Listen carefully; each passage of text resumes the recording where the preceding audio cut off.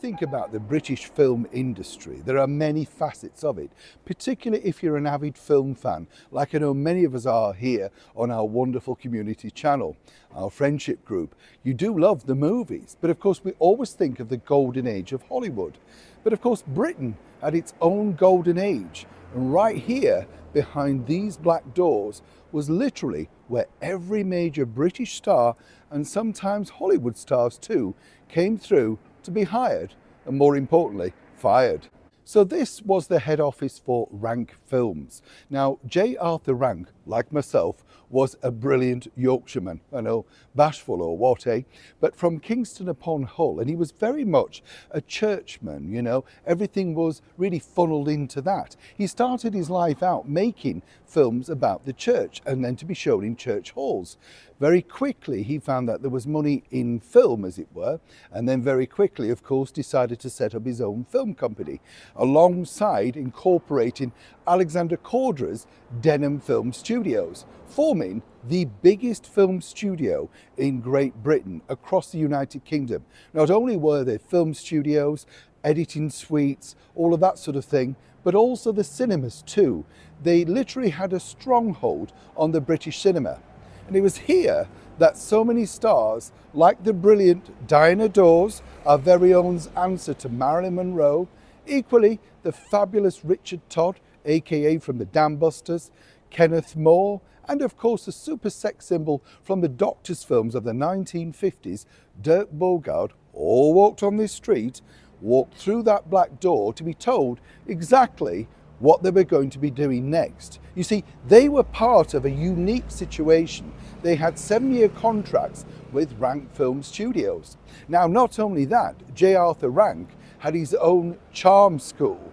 And this has been very much laughed at and mocked about over the years, because this was where they sent young actors to be given the etiquette sort of training, all about charm.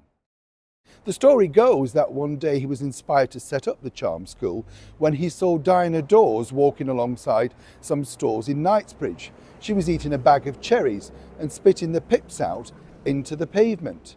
He apparently was appalled and got his head honcho, female that is, to have a quiet word. She suggested that Diana perhaps needed some elocution lessons and some training. So many stars went into the Rank Film Studios charm school, including Dirk Bogarde, Barbara Murray, and so many more. Of course, creating what we now know, the golden age of British cinema. But things had to go wrong, and right here is where it all went wrong again. During the Second World War, cinema attendance reached a peak, and the British film industry surged.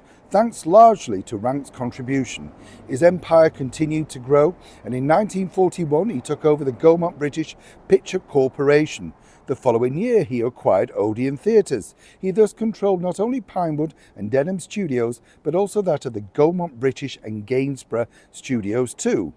During this period, Rank was responsible for producing a string of successes, including the aforementioned In Which We Served, The Wicked Lady, A Matter of Life and Death, Great Expectations, and by 1946 the companies owned 5 studios and 650 cinemas.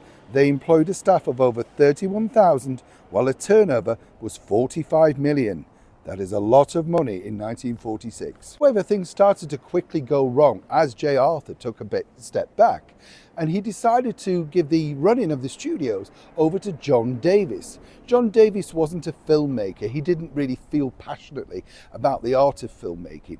And very quickly he decided to do away with 7-year contracts. He made sure that, the stars literally had to do what they were told. There were no second takes. If it looked good on the first print, you go with it.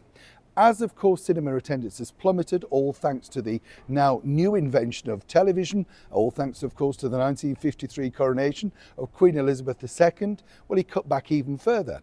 And finally, basically, Rank became the person that was known not for films, but actually for the photocopying machine, Rank Xerox. That's basically where their money ended up. Of course, by the 70s, the early 70s, everything was falling apart, and sadly, we lost J. Arthur Rank. But we didn't totally lose him, because each time you see the muscle man banging on the Rank film gone, you know that that production is a quality British film, no doubt starring a plethora of wonderful stars that literally started life walking through this door or finishing their career walking out of it. This particular building obviously is now a private residence, but it's always good to come and have a look at the blue plaques. And more importantly, if you are a film buff, it's not too far away from behind the Dorchester Hotel. Definitely one on your trail if you're coming to the United Kingdom. Neil Sean in the very heart of London.